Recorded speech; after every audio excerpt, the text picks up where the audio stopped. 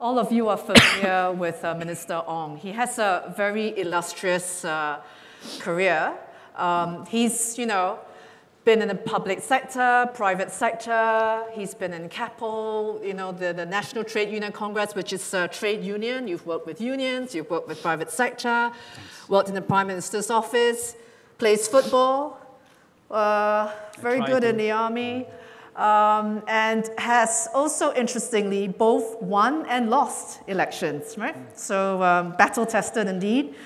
So please feel free to challenge our esteemed guest of honor. Some of you have planted questions on me, so I will start with the first one, which comes from a very well-known fund manager in the audience tonight, one of the best fund managers I know, who's asking you, Minister, in this time of uncertainty, how would you, as a 4G leader, help the population that you look after, especially the young people, navigate through this time of massive volatility? It could be social, disruption, technology disruption, market disruption. There is a lot of uncertainty in the system, and as a leader, how do you help to navigate people through this? We use sometimes 3G, 4G, but sometimes it just represents who is Prime Minister. The truth is, in the cabinet, there is a spectrum of ages and experiences. And today, the fourth generation ministers, we are looking after most ministries, but not all ministries. We are able to put our ideas to the fore. I think that the key is really there's a lot of good things going for Singapore, and that continuity is important in terms of values, in terms of anti-corruption, meritocracy, open to the world, earning our own living, and these are the important values that we should continue. But on the other hand, I guess our responsibility as younger ministers is to be more in touch with the changes that are happening, the hopes and dreams of younger people that I see in all the undergrads, poly graduates, IT graduates. They have different hopes, different dreams, different from the past generation. And we have to connect with them, match it to the kind of environment they will grow up in, and able to come up with a plan, a future, a course of action that they can identify with, that they can feel this is a generation that were able to serve me. It was what previous generations have done, and I think that aspect of governance have not changed.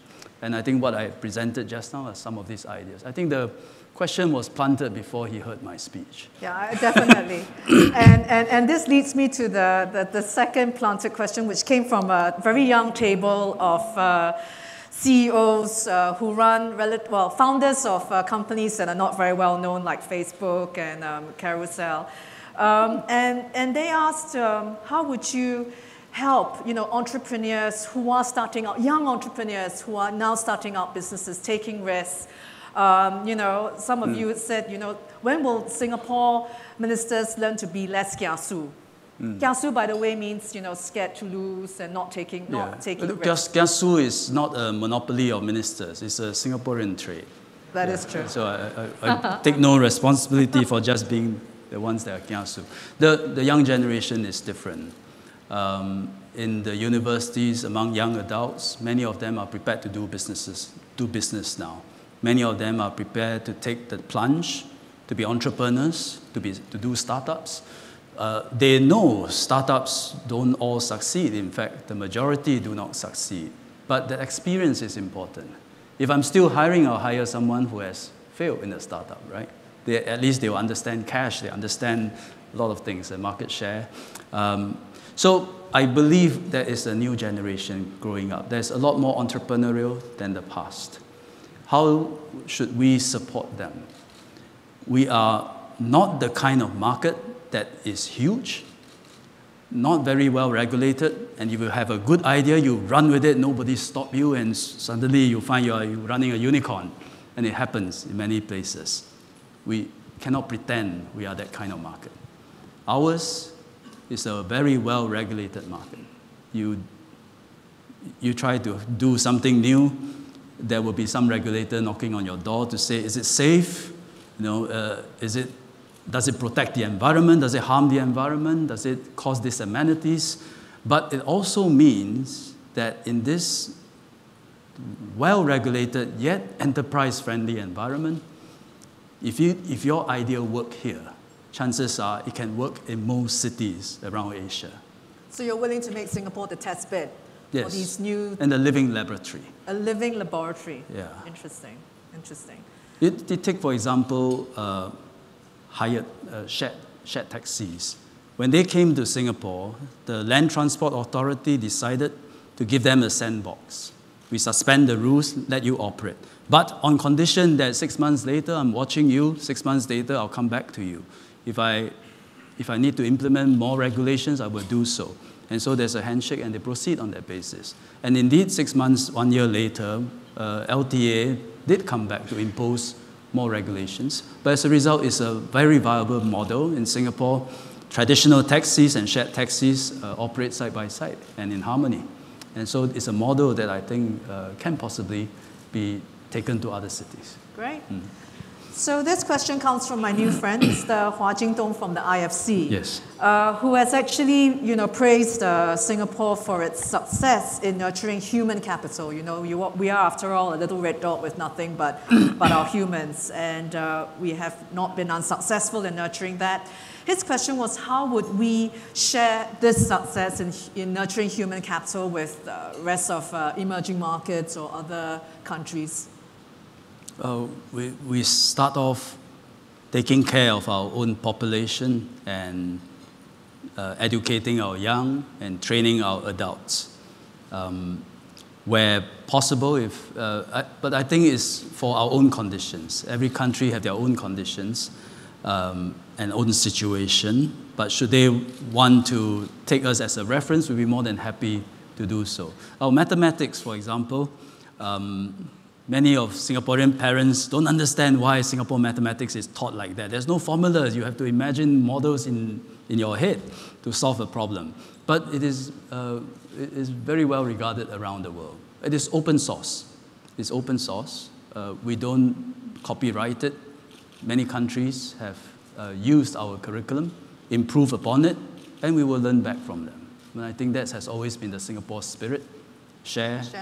Let people improve, and then we don't reinvent the wheel, we copy back. Yeah. Why not? Yeah. At this point, I'm going to open up to the audience. Please wave, put your hand up, and the mic will come to you. And do identify yourself. Yes, please, sir.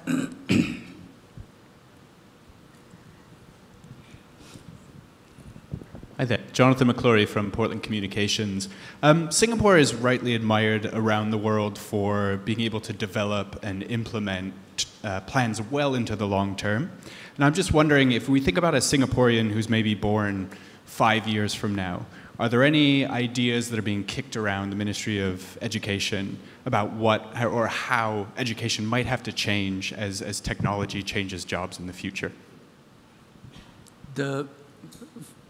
It's not just 5 years from now, 10 years from now, 20 years from now. For someone who's born and entering the education system, the fundamentals will not change. The most important aspects of education starts from the family. You need to have nurturing parents. But when you start your education process, the most important thing are values, literacy skills, numeracy skills. These are generative skills. Without these three, I think it's difficult to learn anything else. So always spend the first few years laying the foundation.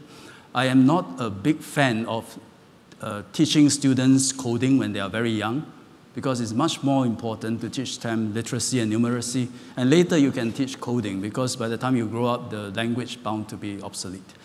So I think we'll stick to the basics, but the way lessons are taught will be a lot different. It will be more based on an inquiry approach.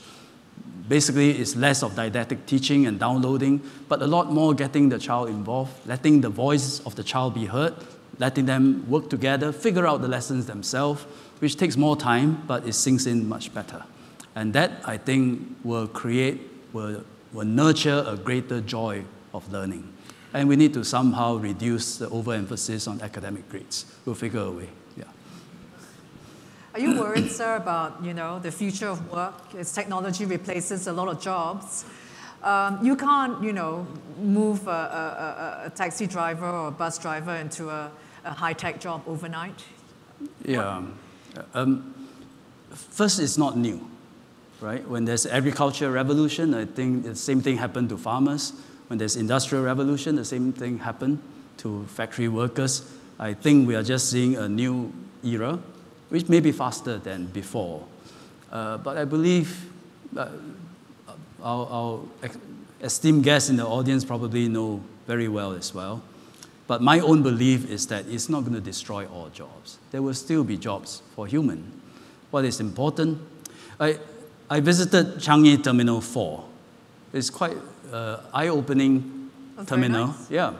You can check in your luggage, issue your ticket, go through security, board the plane without interfacing with a single human being. Yeah. Everything is automated. So I asked the CEO, which took me on the Xiaohyang, took me on the tour. I asked him for a similar size airport, a similar size airport run based on the old model versus now under Terminal 4 model, how much manpower do you save? I expected a huge number. He told me 10%. 10%. I said, then where everything's automated, where do the people go? He said he has the largest horticultural team in Terminal 4 because he has more plants than Terminal 1, 2, 3 combined. Now he can do things that are final things in life. We are a gardens achievements. They have art pieces, they curate the art, they have lots of IT personnel making sure all the automated systems are working. They have robots cleaning the carpet, but they have supervisors supervising the robots. And they no longer have so many customer service officers behind the counter, but they have customer service officers out there serving people, which all our banks understand, right? Absolutely. And therefore, you still need people. So what is important now, education has to change in a way. Someone said this, and I thought it's quite meaningful. You don't teach someone to be a second-rate robot. Teach them to be a first-rate human. Yeah. Absolutely. Well said. I have a question over there, sir.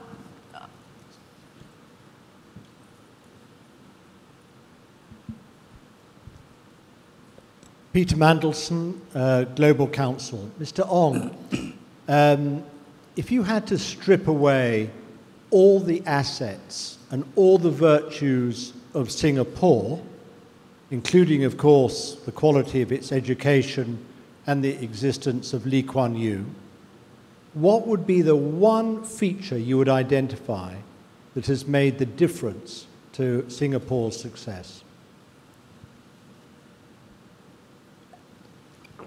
That would be our national DNA. Geography is destiny. And our geography is in the middle of Southeast Asia, where trade routes, sea lines of communication, air routes, trade flows comes through Southeast Asia, Straits of Malacca. And we also are a multiracial, multicultural country, different immigrants over time, brewed together a unique Singapore culture. Strip away everything, what's left is that DNA. A DNA that believes that we earn our own living, we defend ourselves, we must always be outward looking, and we live in harmony, despite all our differences, our different religions, different cultures. That I think will be the essence of Singapore. I think there's a lady over there. Hi, I'm Robin from Jakarta. I represent the young societal leaders community here. And my question to Mr. Ong is, Singapore is a pressure cooker, and you mentioned that it thrives on multiculturalism. And how will Singapore plan to continue to become more inclusive to not only its Singaporeans, but also to the region? Because being Singaporean is quite fuzzy in a sense, right? Singaporean is fuzzy.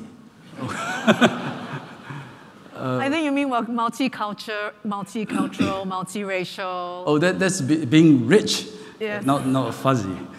How do we? Your question is how do we How do you become more inclusive?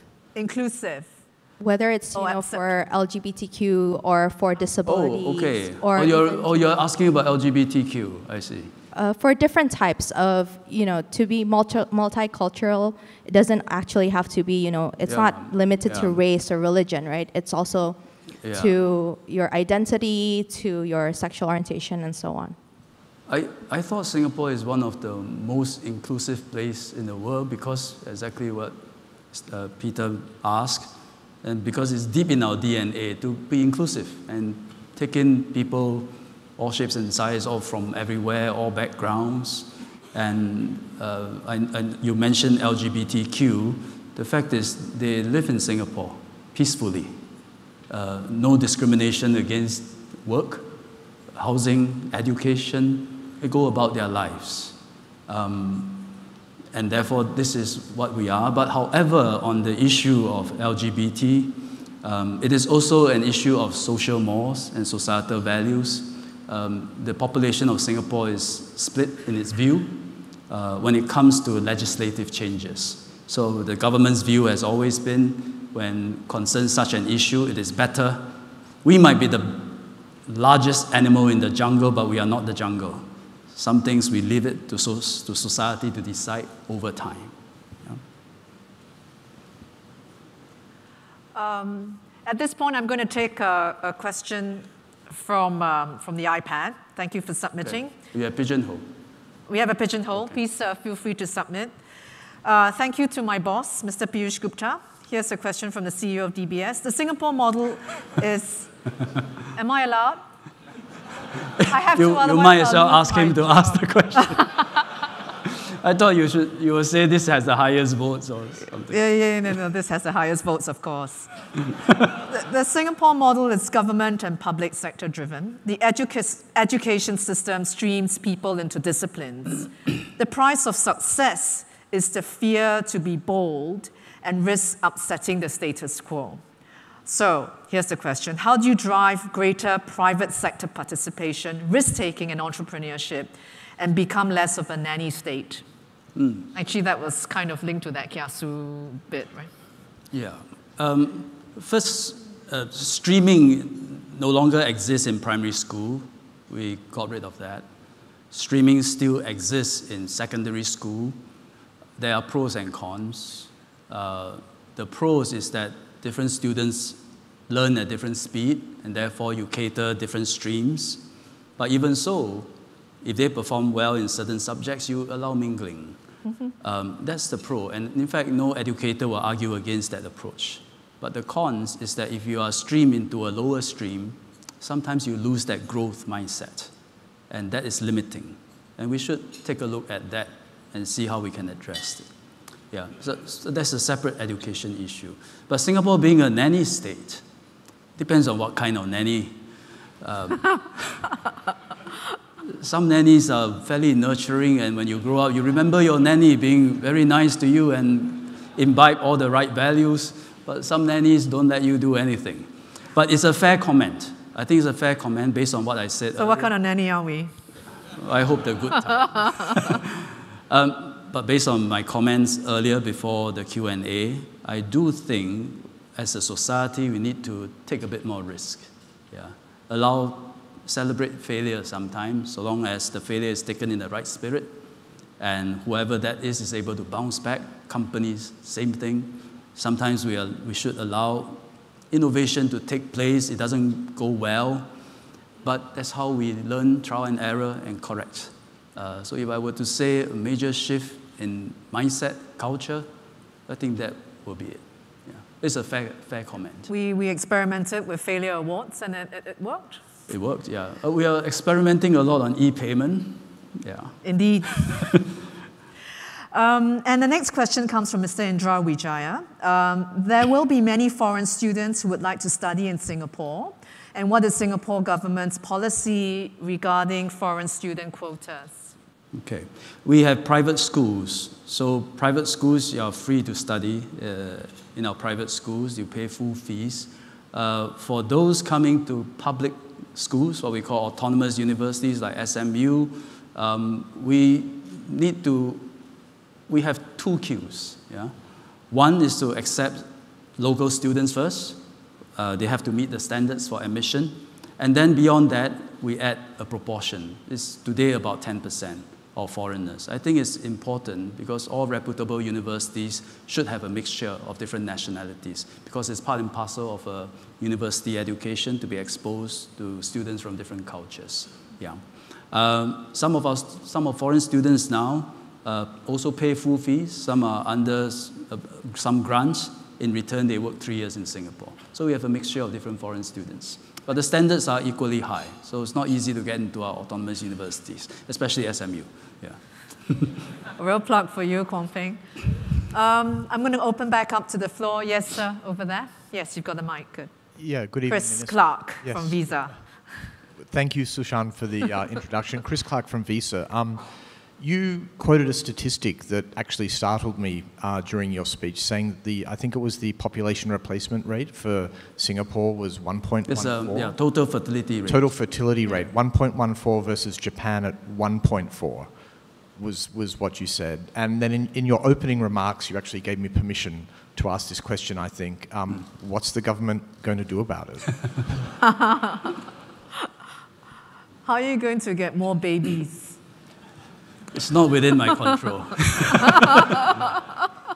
You ask me, my true view is that I think husbands and wives need to share responsibilities more. I think the more chauvinistic, male chauvinistic a society is, the fewer babies you're going to get. Because women are educated. Women have choices, you know. Why should I stay home and have babies while the men work? And so you need to have a more equal sharing of responsibility. You need to have an infrastructure, including very good infant care, child care system to support the mothers. Then I think you have a chance to have more babies. But it's really out of my control. But you'll keep, encouraging young people to I think of all measures, supporting the mothers probably work the best. I would agree with that. I would certainly agree with that. Any questions from the floor? Well, whilst we're waiting, Minister, what about, you've signed several FTAs in your lifetime. And, I didn't sign them. I negotiated them. Or been part of the negotiations. So you're obviously, a veteran to trade. With the current trade war and the geopolitics, how what's your take on what's going on in the relationship between Singapore and the superpowers? Yeah, there are several questions together. I think I answered the first one, which is, what do I see the current trade war? It's a tariff war. It's a tariff war, and US, China are retaliating. We all know that at the end of the day, this is damaging to everybody, including the players themselves, right? So there is trade relations, and there's also the broader US-China relations. In terms of trade relations, actually, China is prepared to open up more. Shortly after the US announced that it will levy 25% tariff on 50 billion, I think, on Chinese imports, I was then in Boao, during the Boao Forum, and President Xi Jinping was giving a speech, and he said China will continue to open up. Yeah? And in this era, China will open up even more. So my view is that a better deal is on the table. China's prepared to open up, but China will not want to do so under pressure and under threat. And therefore, we now have a tit-for-tat tariff war. My worry for the longer term is that trade discussions are important. It's part and parcel of the regional architecture, global architecture that we will need for big powers to engage each other. The problem we have today is that the WTO is not so credible. Too many players are involved, and very little can be done at the WTO. So it doesn't offer a platform for major powers to negotiate and update their free trade agreements and their trade arrangements. At the same time, regional free trade agreements are also not progressing well as far as the US is concerned. We used to have the TPP. When Singapore negotiated with the US on our bilateral free trade agreement, which launched by ESM, the US, many people don't know this, but the US used the US-Singapore FTA as a dialogue with NAFTA partners. So whatever the US was not happy with NAFTA, they make the changes with Singapore. And when it's all done, they presented it back to NAFTA and got it amended. And that was our role. But today, without a regional, if we had the TPP, that would serve the same purpose between US and China, I believe. But today, the US is also not in TPP. So that is one of my worry, that ultimately at some point, we must have some avenue, some platform for the two powers to negotiate trade. But the bigger issue is US-China relations in the long term, which goes beyond trade. This is the most important bilateral relations in the world. If you are in the US and you feel that China is emerging and challenging the US, it's probably not the correct view and not representative of Chinese view. Yeah. China traditionally believes in taking care of its own people, and that it's not an expansionist country. If you live in China and you believe that US is trying to contain the rise of China, I think that view is also not likely to be representative of a US view, because US have so much at stake in China and ensuring and wanting China to succeed too. So I hope Singapore in Southeast Asia, looking at the two big powers and so important to us, we hope that they take that sentiments into account. Well, we hope good sense prevails. I thought I saw a hand. Yes. Sure. The young people's table. And this question is from all of us. Eduardo Savrin, a technology entrepreneur turned investor. And this question comes in part from myself being a new father and thinking about my son's education. Just wanted to get your views on how technology, gamification can play in adapting education system to the very fast and exponential growth of technology and how it will impact the world. How can we make sure education evolves as fast as the world does around us? I think there's a lot of potential. It will make education and classroom, the enactment of curriculum in the classroom, a lot more fun. And it's already being used in many of our classrooms. They play games in order to learn chemistry. I just saw a Chinese learning app yesterday, and the kids were having a great time using it. But I would also caution not to implement technology for technology's sake, because many of the things still require face-to-face, imbibement of values. All this requires face-to-face teaching, but definitely gamification, there's great potential. Yeah. Over there, sir. Yes.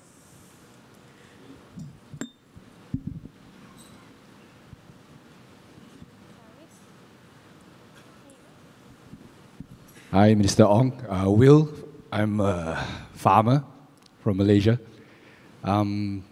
As in your remarks, you mentioned in the long view, Singapore moving in, Singapore companies, new companies, startups moving into the regional markets. Just wanting your long-term view on climate change and Singapore's, as you move into these markets, you also move into these ecosystems that will come back as the food that we eat, the water that we drink, and the air that we breathe. So your long-term views on climate change, and as Singapore moves out, your views on climate change. There are two separate issues there. One is the food that we eat and food safety. Food security, food safety too. We have a Ministry of Environment for a long time, but actually our Ministry of Environment look after urban hygiene, including food safety. So today Singapore's food safety standards is actually quite a good one. We have a good reputation. I think that is a strength that we should leverage more to export our food to the region and grow our food industry. As for climate change, I think there's one section I could have talked about. Water level will rise in the next 50 years, or we don't even have to wait 50 years, and that will encroach into Singapore. And we have to figure a way to solve it. If we need to build dikes, if we need to learn from Netherlands, we will do so. But this is another inexorable trend. As the ice caps melt, water will rise around the equator. Yes, there's a question from table over there. Hi, Minister Ong. My name is Kevin Yong. I'm a professor at the ESSEC Business School. My question is about the link between Singapore culture and innovation, this topic of innovation and culture. There's a lot of anecdotal evidence from people I met all around the world that Singaporeans are not particularly innovative. We're risk averse, we follow textbooks, etc. But at the same time, there's so many good examples of innovations coming out of Singapore. And when you look at things like magazines like Forbes and Bloomberg, who've rated Singapore one of the most innovative countries in the world, there seems to be a paradox between innovation and Singapore. What are your thoughts on this? The thoughts is there are all kinds of Singaporeans. There are those who make really good operations managers. They follow the procedure. They make sure Six Sigma is abide to, and you do need those kind of people. And there are also Singaporeans who think out of the box, entrepreneurial, innovative, and they will invent things and make a huge difference in the future. The thing is, we are a small population. So when you are small, we are always short of people of all kinds. So that includes people who can follow rules, and that includes people who are innovative and entrepreneurial too. Yeah. Yes, over there, sir. Simon. Minister, this is Simon Tay, the chairman of the Singapore Institute of International Affairs. Minister, thank you for your remarks. I've got a bit of a strange question. Besides the people in the room, millions of people in the world are going to see Singapore through the lens of crazy rich Asians. I don't know whether you could count on you for a crazy question. But what would you say to them? What is to you, the representation of Singapore through lens? And that movie, of course, was partly supported by the Singapore Tourism Board. What would you say to them, and also our own people, about which we educate about the values, etc., as we become a hub for a very rich Asia? I think most Singaporeans who watched the film didn't take it that seriously because we know who we are, and we will point out the inconsistency, such as the hawker center they went to wasn't the best. Oh, don't say that. And the last scene where he was trying to chase after the girl, he was driving in the wrong direction towards Jurong. But other than that, I don't think Singaporeans took it too seriously. As for foreigners, I would say watch the movie, watch how great Singapore, how nice Singapore is, then watch Nas Dailies, he has some very good 1-minute videos, and then visit us and compare if it's accurate. Yeah. Oh, there's nothing crazy about rich Asians. I've been told that we are coming well, we've come to the end. Any more last questions? I think we're allowed There's one. over there. Yes, one more. There's one. Yes. Over there, sir. Hi, I'm Ling Ling from Singapore, representing the young societal leaders. So I have two questions for Mr. Ong. So how will government facilitate beyond hospitals to community if majority of our incentive is towards hospitalizations? For example, MediSave and insurance plans. And number two, how are we going to build enough capacity for healthcare needs of aging populations in Singapore?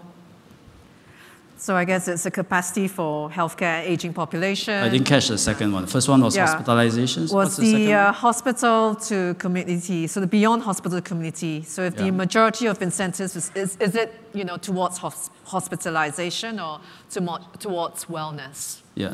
What's the second one? Towards second wellness. one was, are we building enough capacity for the healthcare needs of the aging population? Yeah. How are we going to build enough capacity for the healthcare needs of the aging population? Okay. There's another question there. Why don't we take everything? Yes. One more. Was there another question somewhere? Yeah, there was one over there. Yes. Oh, sorry. Yes. Good evening, Mr. Ong. My name is Sarah Chen. I'm the CEO of Fuji Xerox Singapore. I've been a foreigner who's been in Singapore for 15 years. I've been always an admirer for the vision and the execution power of Singapore government. This is also one of the very few countries when foreigners come in and we plan to stay for 2 or 3 years, and we stay for 15 or 20 years. My question to you is, as you mentioned about the uncertainty or the external forces, in today's world, what would be the top 2 or 3 that you think are the highest risk for your policies, your execution, and for the prosperities of Singapore? Thank you. Yeah. Okay, first question, hospitalization. We are actually doing a lot to try to move healthcare into the community, right-siting it, because you can't push all sickness into the acute hospitals and take up hospital beds. So if you notice, we have been building many community hospitals and then also elder care centers in the community so that you right-site based on the needs of the patients. And if you feel that certain incentives is not encouraging right-siting, then they have to be adjusted. I think that's the only way for us to ensure that we have enough capacity to cater to an older population. Yeah, so it's both right-siting as well as building infrastructure that will help us cater to an older population and their healthcare needs. Top 2 and 3 high risk, I would give 2. The external one I mentioned earlier, US-China relations, most important bilateral relations in the world. The Thucydides trap is not an inevitability, but its logic we have to be mindful of the logic. So that is one risk that we will constantly be worried about. And the second risk, which I would say is domestic, is really the unity of Singaporeans. We mentioned that we are multicultural, we are diverse, but at the same time we have to be united. If we continue to be the united ones, continue to support an agenda for the long term, then I think Singapore will do well. And that would point towards good leadership and sustainable long-term policies. Oh, thank you for adding that. So with that, I'd like to thank Minister and all of you for your very active participation and wish you a good conference tomorrow.